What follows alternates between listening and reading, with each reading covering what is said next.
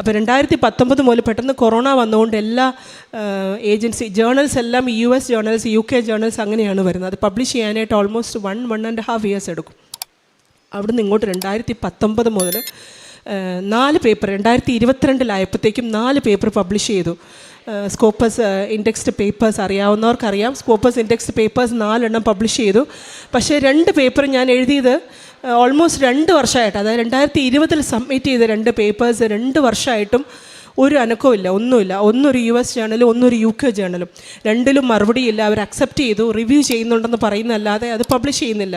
Last ശരിക്കും ഓൺലൈനിൽ publish ആകും, പിന്നീട് ശരിക്കും പബ്ലിഷ് ആകും. അപ്പോൾ 2022 നടക്കാതെ വന്നപ്പം എല്ലാവരും ചോദിക്കും, എല്ലാവരും PhD തീർക്കുന്നുണ്ടല്ലോ, ബേബി മോള് മാത്രം എന്താ PhD തീർക്കാത്തത്? എല്ലാവരുടെയും പേപ്പർ പത്രത്തിൽ വരുന്നുണ്ടല്ലോ. മമ്മി പറയുമ്പോഴൊക്കെ ഞാൻ പറയും, മമ്മി അതിനെല്ലാത്തിനും ഒരു സമയമുണ്ട്. അപ്പം ആയിരിക്കും സമയം. മാതാവിൻ്റെ അടുത്ത് വന്നപ്പോഴാണ് അതിന് സമയമായത്. അപ്പോൾ 2022 ജൂണിൽ ഞാനിവിടെ വന്ന് ഉടമ്പടി എടുക്കുമ്പോൾ ഞാൻ മാതാവിനോട് ഒന്നേ പറഞ്ഞോളൂ. എത്രയോ പേരുടെ പരിഹാസങ്ങൾ, ഞാൻ നന്നായി പഠിച്ചുകൊണ്ടിരുന്ന ഒരാളാണ്, പക്ഷേ എൻ്റെ എന്തൊക്കെയോ സാഹചര്യങ്ങളുടെ പുറത്ത് ഈ പരിഹാസം ഞാൻ എത്ര നാൾ കേൾക്കും, ഇത് ഞാൻ എപ്പോൾ ഫിനിഷ് ചെയ്യും?